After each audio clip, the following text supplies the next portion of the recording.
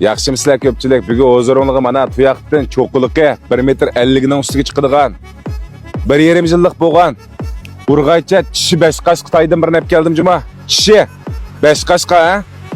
Ma paypoqlari anangdan keyin maning bosh ko'z hamma yer qaranglar.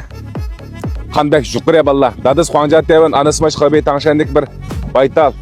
Shuning uchun ayrim atangiz ko'rib pul sanayma deydigan ballar bo'lsa 180 99 40 77 12 180 99 40 77 12 degan nomerni undilarga joylab sodisini undar orqali yasab baksak bo'ladi.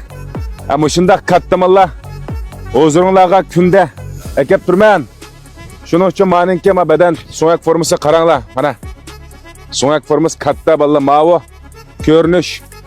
Ma 1,5 yillik Tayning o'ng qo'l tarafidagi ko'rinishi. Ma attonaydiganlar mening so'ngak formasi qarab bilaysizlar. Juguruk ballar mavi. Yani bir yildan keyin noch ayg'ir qapirib urug'lantirib olsanglar bo'ldi. Mana mavi. Mana sol qo'l taraf ko'rinishi. Xonjatevanning qizining sol qo'l tarafi ko'rinishi. 4 fut qaranglar. Mana ajoyib katta ballar mening so'ngak formasi. Shuning uchun elib keldim. Yani bir qatim deb qo'ya qiziqadigan ballar bo'lsa 180 99 40 77 12 degan nomerni undilarga joylaymiz ya. Undilar orqali so'z yasab baksak bo'ladi. Mana do'stlar chamberkiga chiqaryapman nurg'un katta mallarni do'stlar chamberkim kirib ko'rib. Bak xaridalarning inkaslarni bir aqor to'liq ishonch hosil bo'lganda anandan keyin men bilan yajinglassanglar bo'ladi. Xinjiangning har qanday joyiga qo'rarlarni oldiga yetkazib berma. Shuning uchun Guangzhou qilib qo'shilishni hargiz unutib qolmang do'stlar.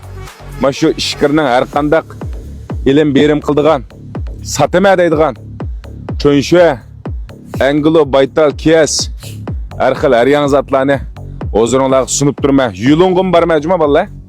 Qan juguruk. Juguruklam tatib chiqirma ana. Jugurukni tatib chiqirma. Mening so'ngak formasi qaranglar.